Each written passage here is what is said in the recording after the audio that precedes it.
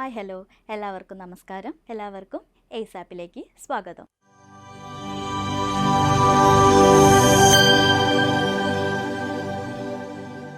ജീവിതശൈലി രോഗങ്ങളുമായി ബന്ധപ്പെട്ട പദ്ധതികളാണ് നമ്മൾ ഈ വീഡിയോയിൽ ഡിസ്കസ് ചെയ്യാൻ പോകുന്നത്. PSC പരീക്ഷകളിൽ ഒരുപാട് ക്വസ്റ്റ്യൻ ഈ ഭാഗത്തുനിന്ന് വന്നിട്ടുണ്ട്. ആരും മിസ് ചെയ്യരുത് കേട്ടോ. ഓക്കെ, നമുക്ക് നോക്കാം ജീവിതശൈലി രോഗങ്ങളുമായി ബന്ധപ്പെട്ട പദ്ധതികൾ ഏതാണ്. നിങ്ങൾ കണ്ടിട്ടുണ്ടാവും PSCയിലെ പ്രീവിയസ് ക്വസ്റ്റ്യൻ ചെയ്ത് പഠിക്കുന്ന കുട്ടികളെല്ലാവരും. അമൃതം ആരോഗ്യം പദ്ധതി ഒരുപാട് തവണ PSC ചോദിച്ചിട്ടുള്ള ക്വസ്റ്റ്യനാണ്. അമൃതം ആരോഗ്യം പദ്ധതി ജീവിതശൈലി രോഗങ്ങൾ നിയന്ത്രിക്കുന്നതുമായി ബന്ധപ്പെട്ട് സംസ്ഥാന സർക്കാർ ആരംഭിച്ച ജീവിതശൈലി രോഗ നിയന്ത്രണ പദ്ധതിയാണെന്ത്? അമൃതം ആരോഗ്യം പദ്ധതി. ഓക്കെ, അമൃതം ആരോഗ്യം പദ്ധതി ആരും മിസ് ചെയ്യരുത്. 1 മാർക്ക് ഷുവറായിട്ടും കിട്ടും. അമൃതം ആരോഗ്യം പദ്ധതി എന്തുമായിട്ട് ബന്ധപ്പെട്ടതാണ്? ജീവിതശൈലി രോഗങ്ങൾ നിയന്ത്രിക്കുന്നതുമായി ബന്ധപ്പെട്ട് സംസ്ഥാന സർക്കാർ ആരംഭിച്ച ജീവിതശൈലി രോഗ നിയന്ത്രണ പദ്ധതിയാണെന്ത്? അമൃതം ആരോഗ്യം പദ്ധതി. അടുത്തത് ശൈലി ആപ്പ്. എന്താണ് ശൈലി ആപ്പ്? സംസ്ഥാനത്ത് ജീവിതശൈലി രോഗങ്ങൾ നിയന്ത്രിക്കുന്നതിനായി ആരോഗ്യ വകുപ്പ് തയ്യാറാക്കിയ മൊബൈൽ ആപ്പാണ് എന്ത്? ശൈലി ആപ്പ്. ഓക്കെ, ഇപ്പോൾ ജീവിതശൈലി രോഗങ്ങൾ നിർണ്ണയിക്കാനായി ആരോഗ്യ വകുപ്പ് തയ്യാറാക്കിയ മൊബൈൽ ആപ്പാണ് എന്ത്? ശൈലി ആപ്പ്. ഈ ആപ്പ് ഉപയോഗിച്ചിട്ട് ആരോഗ്യ സർവേ നടത്തുന്നത് ആരാണ്? ചിലപ്പോൾ സ്റ്റേറ്റ്മെൻറ്റിൽ ചോദിക്കാം കേട്ടോ. ആരാണ്? ആശാ വർക്കർമാരാണ് എന്ത്? ശൈലി ആപ്പ് കൈകാര്യം ചെയ്യുന്ന ആൾക്കാർ. ഇനി ഒരു ക്വസ്റ്റ്യൻ വരാൻ സാധ്യതയുള്ളത്, എത്ര വയസ്സിന് മുകളിലുള്ള ആൾക്കാരുടെ ഡീറ്റെയിൽസ് ആണ് ഈ ആപ്പിൽ ഉൾപ്പെടുത്തുന്നത്? അത് 30 വയസ്സിന് മുകളിലുള്ള ആൾക്കാരുടെ സർവേയാണ്. 30 വയസ്സും അതിന് മുകളിലുള്ള ആൾക്കാരുടെ സർവേയാണ് ഏതിൽ ഉൾപ്പെടുത്തുന്നത്? ശൈലി ആപ്പിൽ ഉൾപ്പെടുത്തുന്നത്. അപ്പോൾ ആശാ വർക്കർമാരാണ് ഈ ആപ്പ് കൈകാര്യം ചെയ്യുന്നത്. 30 വയസ്സിന് മുകളിലുള്ള ആൾക്കാരുടെ സർവേ, അല്ലെങ്കിൽ 30 വയസ്സോ അല്ലെങ്കിൽ 30 വയസ്സിന് മുകളിലുള്ള ആൾക്കാരുടെ സർവേയാണ് ഈ ആപ്പിൽ ഉൾപ്പെടുത്തുന്നത്. ഓക്കെ, അപ്പോൾ ശൈലി ആപ്പ് എന്താണെന്ന് മനസ്സിലായല്ലോ. അമൃതം ആരോഗ്യം പദ്ധതി എന്താണെന്ന് മനസ്സിലായല്ലോ. അടുത്തത്, ജീവിതശൈലി രോഗനിയന്ത്രണ പദ്ധതിയിൽ ഉൾപ്പെട്ടിട്ടുള്ള ഉപപദ്ധതികൾ ഏതൊക്കെയാണെന്ന് മനസ്സിലാക്കേണ്ടതുണ്ട്. ഇത് PSC പരീക്ഷകളിൽ സ്റ്റേറ്റ്മെൻ്റ് ആയിട്ട് വന്നിട്ടുള്ള ക്വസ്റ്റ്യനാണ്. ഡിഗ്രി ലെവൽ ആയാലും 10th ലെവൽ ആയാലും ഇതൊന്നൊരു ക്വസ്റ്റ്യൻ വന്നിട്ടുണ്ട്. പഠിച്ച 1 മാർക്ക് ഷുവറാണ് കേട്ടോ. നമുക്ക് നോക്കാം ഏതൊക്കെയാണ് ഉൾപ്പെട്ടിട്ടുള്ള ഉപപദ്ധതികളെന്ന്. ഒന്നാമത്തെ പദ്ധതിയാണ് പക്ഷാഘാത ചികിത്സാ പദ്ധതി, അല്ലെങ്കിൽ സിറസ്. എന്താണ് സിറസിൻ്റെ full? Stroke identification, rehabilitation, awareness and stabilization പ്രോഗ്രാമാണ് എന്ത്? സിറസ് എന്ന് പറയുന്നത്. ജസ്റ്റ് മനസ്സിലാക്കിയാൽ മതി. ചിലപ്പോൾ ചോദിക്കുക സിറസ് എന്താണെന്നാണ്, ഏത് രോഗവുമായി ബന്ധപ്പെട്ടതാണ് എന്നൊക്കെ ആയിരിക്കും ചോദിക്കുക. അപ്പോൾ പക്ഷാഘാത ചികിത്സാ പദ്ധതിയാണ് എന്ത്? സിറസ്. അപ്പോൾ ജസ്റ്റ് ഓർത്ത് വയ്ക്കുക സിറസ് എന്താണെന്ന്. സിറസിൻ്റെ ഫുൾ ഫോമാണ് stroke identification, rehabilitation, awareness and stabilization programme. എന്താണ് പക്ഷാഘാത ചികിത്സാ പദ്ധതി? സ്ട്രോക്ക് വന്ന ആൾക്കാരെ ചികിത്സിക്കാനുള്ള പദ്ധതിയാണേത്? പക്ഷാഘാത ചികിത്സാ പദ്ധതി. അപ്പോൾ ഒന്നാമത്തെ ഉപപദ്ധതിയിൽ, ജീവിതശൈലി രോഗനിയന്ത്രണ പദ്ധതിയിൽ ഉൾപ്പെട്ടിട്ടുള്ള ഉപപദ്ധതിയാണ് ഒന്നാമത്തേത് പക്ഷാഘാത ചികിത്സാ പദ്ധതി, അല്ലെങ്കിൽ സിറസ്. അതിൻ്റെ ഫുൾ ഫോം ഒന്ന് ജസ്റ്റ് ഓർത്ത് വയ്ക്കുക. ചിലപ്പോൾ ഡിഗ്രി ലെവൽ ക്വസ്റ്റ്യൻസിലൊക്കെ കാണാൻ സാധിക്കും. അടുത്തതാണ് ഡയബറ്റിക് റെറ്റിനോപ്പതി, അല്ലെങ്കിൽ നയനാമൃതം. ഇത് രണ്ടും PSC ചോദിച്ചിട്ടുള്ളതാണ് കേട്ടോ. ഈ പേരിലും PSC ചോദിച്ചിട്ടുണ്ട്, നയനാമൃതം എന്ന പേരിലും PSC ചോദിച്ചിട്ടുണ്ട്. അപ്പോൾ ഡയബറ്റിക് റെറ്റിനോപ്പതി അല്ലെങ്കിൽ നയനാമൃതം. എന്താണ് ഡയബറ്റിക് റെറ്റിനോപ്പതി? എന്താണ് നയനാമൃതം? രണ്ടും ഒന്ന് തന്നെയാണ്. നമുക്ക് നോക്കാം എന്താണ് എന്നുള്ളത്. ഡയബറ്റിക് റെറ്റിനോപ്പതി അല്ലെങ്കിൽ നയനാമൃതം എന്ന് പറഞ്ഞാൽ പ്രമേഹ രോഗത്തിൻ്റെ കോംപ്ലിക്കേഷനായ ഡയബറ്റിക് റെറ്റിനോപ്പതി അഥവാ നേത്രപടല അന്ധത നിർണ്ണയിക്കുന്നതിനും ചികിത്സിക്കുന്നതിനും സംസ്ഥാന ആരോഗ്യ വകുപ്പ് ആരംഭിച്ച പദ്ധതിയാണെന്ത്? ഡയബറ്റിക് റെറ്റിനോപ്പതി അല്ലെങ്കിൽ നയനാമൃതം. ഓക്കെ, അപ്പോൾ എന്തുമായി ബന്ധപ്പെട്ടതാണ് ഡയബറ്റിക് റെറ്റിനോപ്പതി എന്ന് ചോദിക്കുക കേട്ടോ. ഓക്കെ, നേത്രപടല അന്ധതയാണ് കേട്ടോ. നേത്രപടല അന്ധതയുമായി ബന്ധപ്പെട്ടതാണ് എന്ത്? ഡയബറ്റിക് റെറ്റിനോപ്പതി അല്ലെങ്കിൽ നയനാമൃതം. അപ്പോൾ പ്രമേഹ രോഗത്തിൻ്റെ കോംപ്ലിക്കേഷൻ ആയിട്ടുള്ള ഡയബറ്റിക് റെറ്റിനോപ്പതി അഥവാ നേത്രപടല അന്ധത നിർണ്ണയിക്കുന്നതിനും ചികിത്സിക്കുന്നതിനും സംസ്ഥാന ആരോഗ്യ വകുപ്പ് ആരംഭിച്ച പദ്ധതിയാണെന്ത്?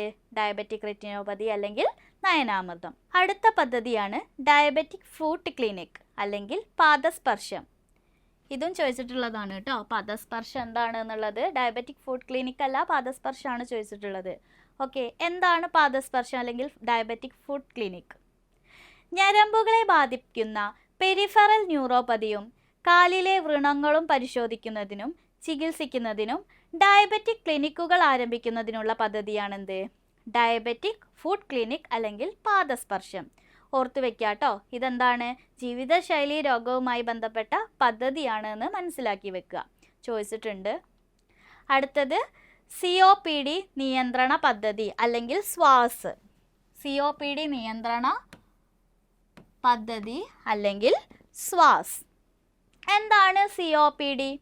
എന്തുമായി ബന്ധപ്പെട്ടതാണ് COPD? ചോദിച്ചിട്ടുണ്ട് കേട്ടോ. എന്താണ് COPD? ഏതുമായി ബന്ധപ്പെട്ടതാണ്? ഏത് അവയവവുമായി ബന്ധപ്പെട്ടതാണ് എന്നൊക്കെ PSC ചോദിച്ചിട്ടുണ്ട് കേട്ടോ. COPD ഓർത്തു വയ്ക്കുക. എന്താണ് COPD?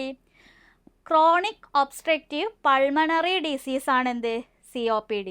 അപ്പോൾ ക്രോണിക് ഒബ്സ്ട്രക്റ്റീവ് പൾമണറി ഡിസീസ് ആണെന്ത്? COPD. ഫുൾ ഫോം ഓർത്ത് വെച്ചാൽ തന്നെ നമുക്ക് കിട്ടും. ശ്വാസകോശത്തിനെയാണ് അല്ലേ? പുകവലി മൂലമൊക്കെ ഉണ്ടാവുന്ന രോഗമാണ്. നമുക്ക് ഓർത്ത് വെക്കാം. ഓക്കെ, അപ്പം എന്താണ് COPD നിയന്ത്രണ പദ്ധതി? എന്താണ് സ്വാസ്? നമുക്ക് നോക്കാം.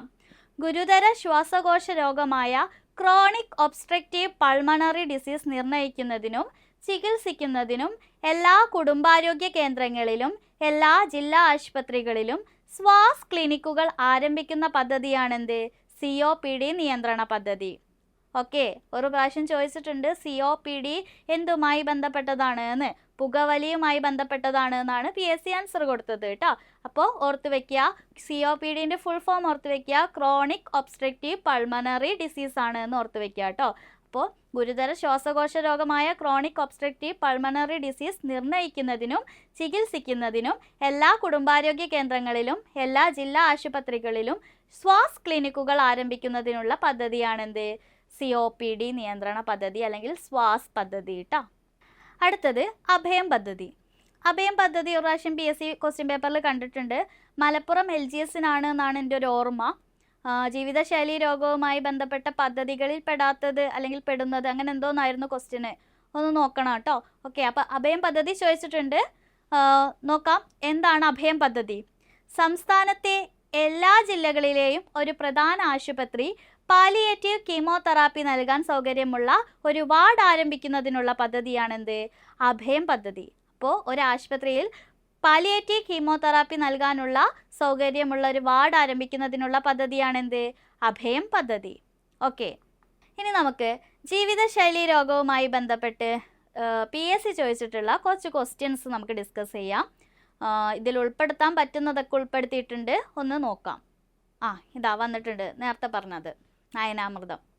പ്രമേഹത്തിൻ്റെ കോംപ്ലിക്കേഷനായ ഡയബറ്റിക് റെറ്റിനോപ്പതി നിർണ്ണയിക്കുന്നതിനും ചികിത്സിക്കുന്നതിനും സംസ്ഥാന ആരോഗ്യ വകുപ്പ് ആരംഭിച്ച പദ്ധതി ഏതാണെന്നാണ് ക്വസ്റ്റ്യൻ ചോദിച്ചിട്ടുള്ളത്. ഓക്കെ, PSC ചോദിച്ചിട്ടുള്ള ക്വസ്റ്റ്യൻ ആണ്. 1 ശ്രുതി മധുരം, 2 നയനാമൃതം, 3 കരുതൽ ചൈൽഡ് കെയർ, 4 അമൃതം ആരോഗ്യം.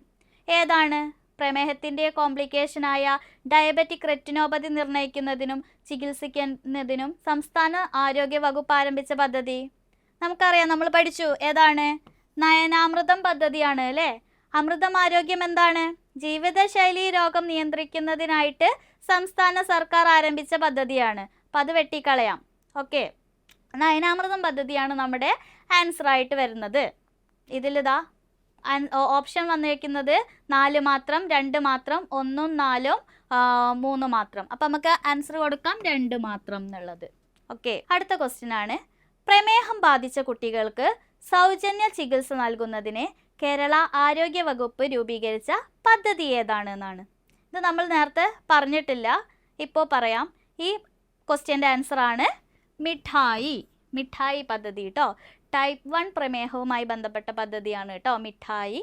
ഓക്കെ, അടുത്ത ക്വസ്റ്റ്യൻ. ജീവിതശൈലി രോഗങ്ങൾ ഉണ്ടാകുന്നതിനുള്ള പ്രധാനപ്പെട്ട കാരണങ്ങളാണ് ഇവ. ഇതിൽ തിരഞ്ഞെടുക്കാനാണ് ഏതൊക്കെയാണ് കാരണങ്ങൾ എന്ന് തിരഞ്ഞെടുക്കാനാണ്. ഓപ്ഷൻസ് ഏതൊക്കെയാണ് വന്നത്? വ്യായാമക്കുറവ്, സാംക്രമികം, പരമ്പരാഗതം, അമിത ഭക്ഷണം. ഓക്കെ, നോക്കാം ഏതൊക്കെയാണ് നമ്മൾ നേരത്തെ പഠിച്ചു. ഒന്ന് വ്യായാമക്കുറവാണ്, അമിത ഭക്ഷണമാണ്. സാംക്രമികമായിട്ട് ജീവിതശൈലി രോഗം ഉണ്ടാവുമോ? ഇല്ല. പരമ്പരാഗതമായിട്ടുണ്ടാവുമോ? ഇല്ല. ഓക്കെ, നമ്മൾ വരുത്തി വെക്കുന്ന തന്നെയാണ് കേട്ടോ. അപ്പോൾ വ്യായാമക്കുറവും അമിത ഭക്ഷണവും. അങ്ങനെ ഒരു ഓപ്ഷൻ ഉണ്ടോ? 1 ഉം 4 ഉം ഉണ്ട്. ഓപ്ഷൻ ഡി ആണ്. അപ്പോൾ വ്യായാമക്കുറവും അമിത ഭക്ഷണമാണ് ഓപ്ഷനിൽ നമുക്ക് കിട്ടുന്ന ആൻസർ. അടുത്തത്, കൊറോണറി ധമനികളിൽ കൊഴുപ്പടിഞ്ഞ് രക്തപ്രവാഹം തടസ്സപ്പെടുന്നത് മൂലം ഉണ്ടാവുന്ന രോഗമേതാണ് എന്നാണ് ക്വസ്റ്റ്യൻ. കൊറോണറി ധമനികളിൽ കൊഴുപ്പടിഞ്ഞ് രക്തപ്രവാഹം തടസ്സപ്പെടുന്നത് മൂലം ഉണ്ടാവുന്ന രോഗം. ഓപ്ഷൻസ് ആയി വരുന്നത് പക്ഷാഘാതം, ഫാറ്റി ലിവർ, അമിത രക്തസമ്മർദ്ദം, ഹൃദയാഘാതം. ഇതിൻ്റെ ആൻസർ ആണെന്ത്? ഹൃദയാഘാതം. അടുത്തത്, താഴെ പറയുന്നവയിൽ ജീവിതശൈലി രോഗത്തിന് ഉദാഹരണം എഴുതുക എന്നാണ് ക്വസ്റ്റ്യൻ. 1 പക്ഷാഘാതം, 2 ക്യാൻസർ, 3 അനീമിയ, 4 എയ്ഡ്സ്. ഇതിൽ 2 ആൻസർ ഉണ്ട് അല്ലേ? പക്ഷാഘാതവും ക്യാൻസറും നമുക്ക് ആൻസറായിട്ട് പറയാം.